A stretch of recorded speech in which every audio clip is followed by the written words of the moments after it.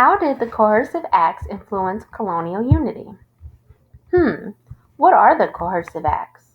When I grew up, they were known as the intolerable acts. Let's have a listen and see.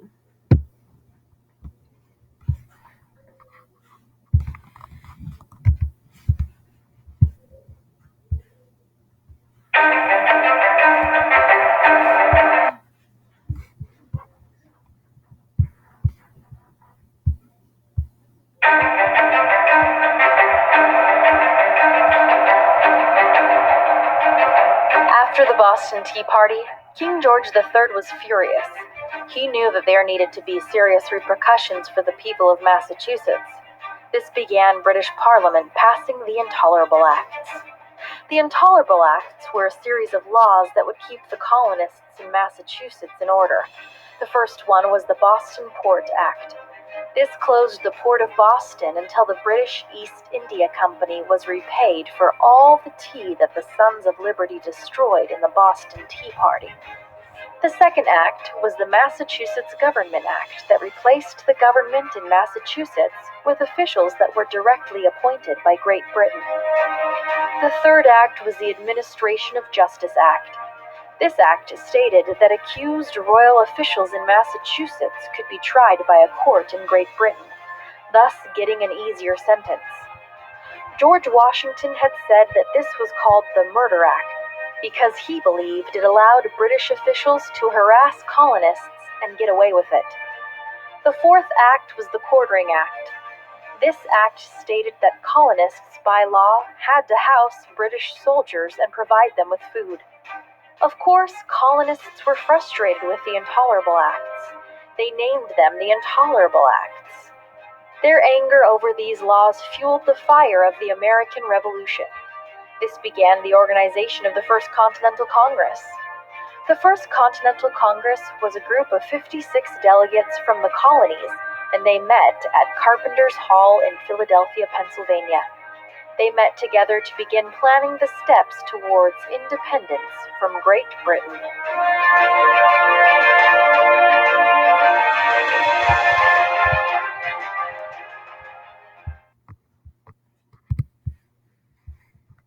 So now that we've talked about the coercive acts, let's take a look at source A and think about what we see.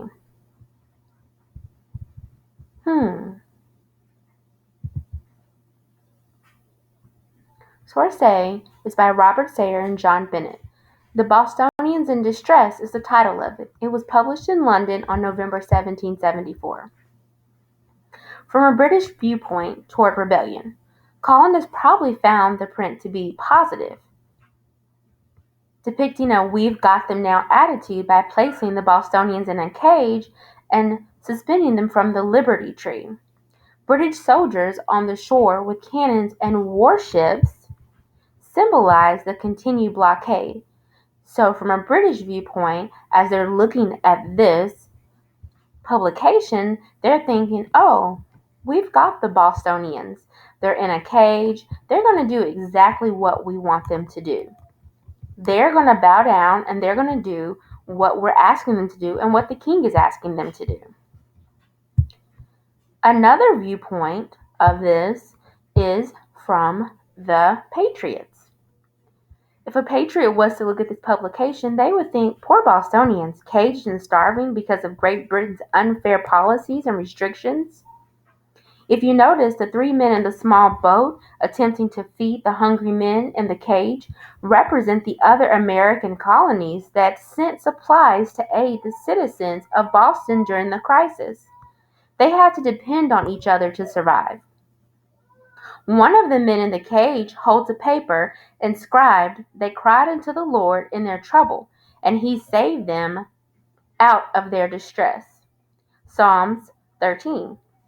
It was so bad that only God could save them.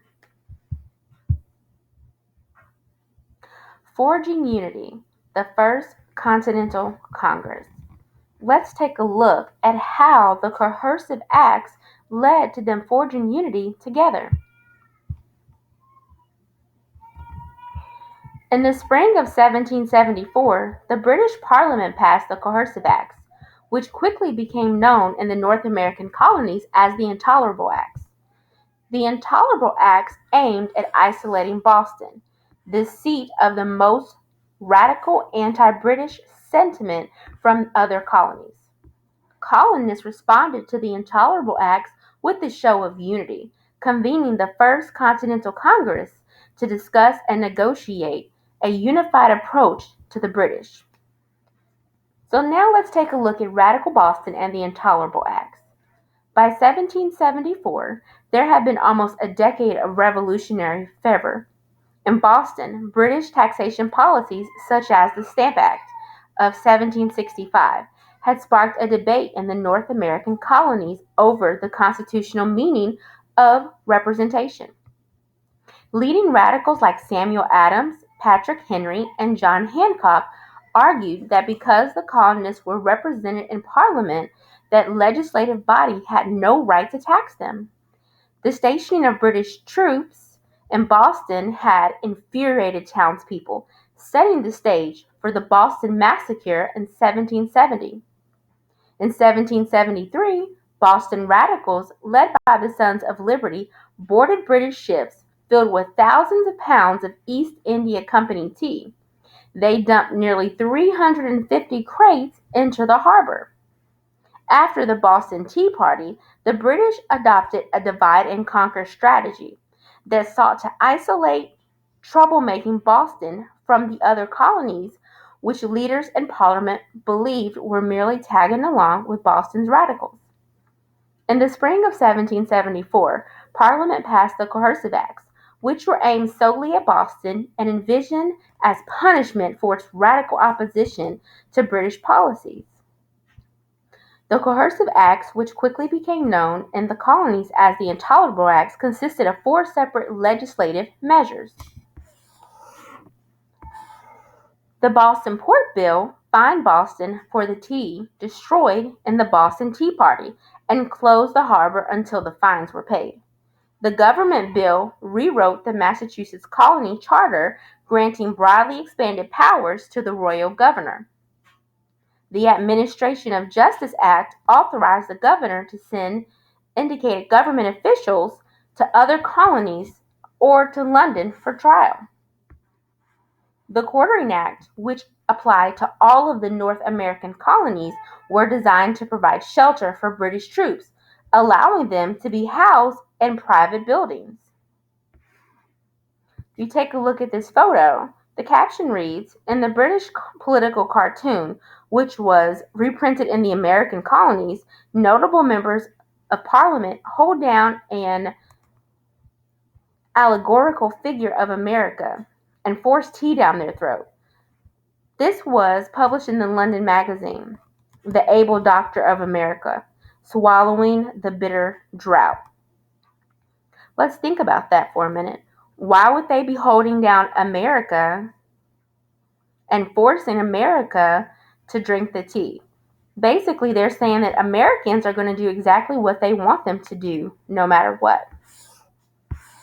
Forging unity, the First Continental Congress. Instead of isolating Boston from the other North American colonies, the Intolerable Acts had the opposite result.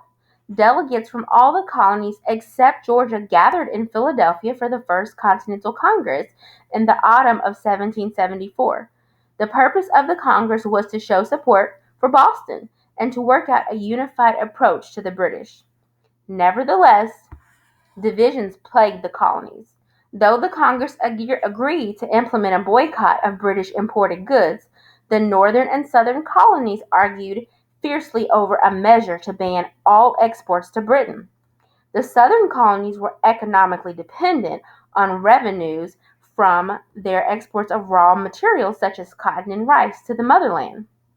The delegates ultimately reached a compromise, agreeing that all exports to Britain, Ireland, and the British West Indies would be banned after a year, starting in September 1775. This would give the southern colonies some time to prepare for the economic impact of the export ban. On October 14, 1774, the First Continental Congress issued the Declaration of Colonial Rights and Grievances. The declarations denied Parliament's right to tax the colonies and lambasted the British for stationing troops in Boston. It characterized the Intolerable Acts as an assault on colony liberties, rejected British attempts to circumscribe representative government, and requested that colonies prepare their militias. Despite its harsh tone, the Declaration did affirm Parliament's right to regulate trade and did not challenge colonial loyalty to British monarch King George III. And although some of the more radical delegates, particularly Samuel Adams, already believed that war was inevitable, the Congress did not seek or declare independence from Britain at this time. The delegates agreed to meet again the following May if Anglo-American relations did not approve. So what do we think about this? Was Britain's divide and conquer strategy effective?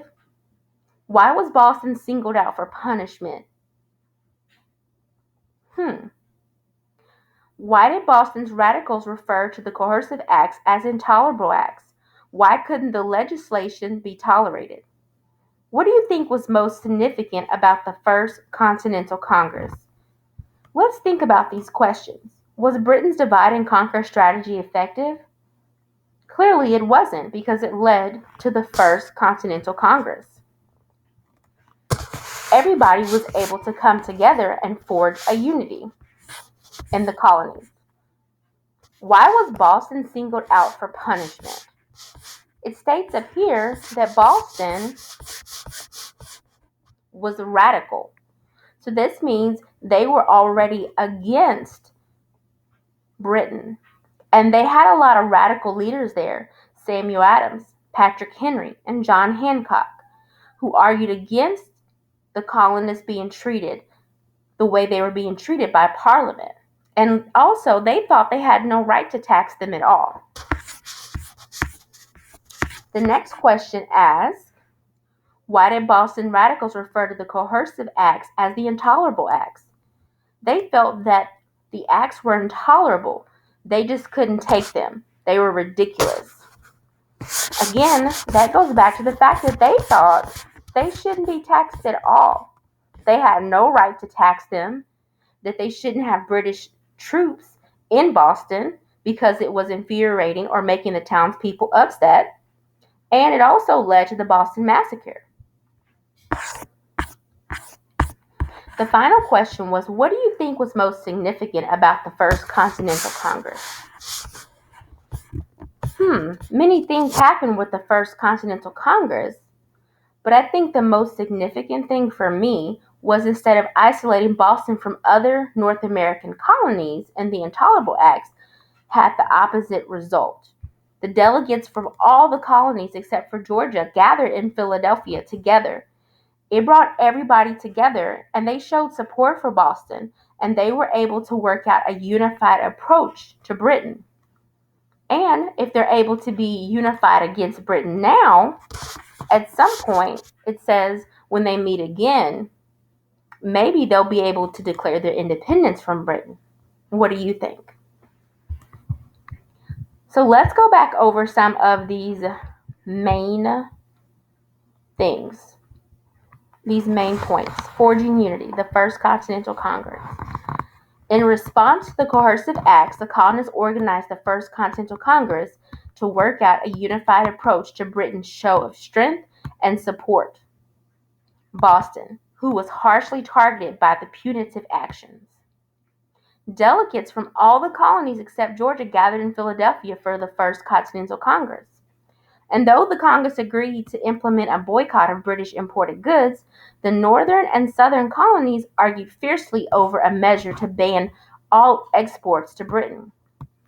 The delegates ultimately reached a compromise, agreeing that all exports to Britain, Ireland, and the British West Indies would be banned after a year, starting in September 1775. On October 14, 1774, the First Continental Congress issued the Declaration of Colonial Rights and Grievances. The Declaration denied Parliament's right to tax the colonies and lambasted the British for stationing troops in Boston. Despite its harsh tone, The Declaration did affirm Parliament's right to regulate trade and did not challenge the colonial loyalty to the British monarch, King George III. However, the delegates agreed to meet again the following May if Anglo-American relations, the relationships between Britain and the current colonists, did not improve.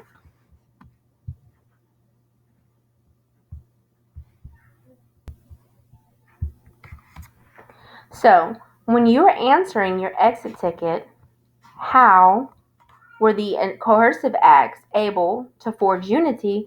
Think about these things. Think about what happened and make sure you go back to your resources and answer the question. I have attached the Khan Academy, the Intolerable Acts, and the First Continental Congress, as well as my presentation will be there as well. So if you need to watch the video, you can go back and do that.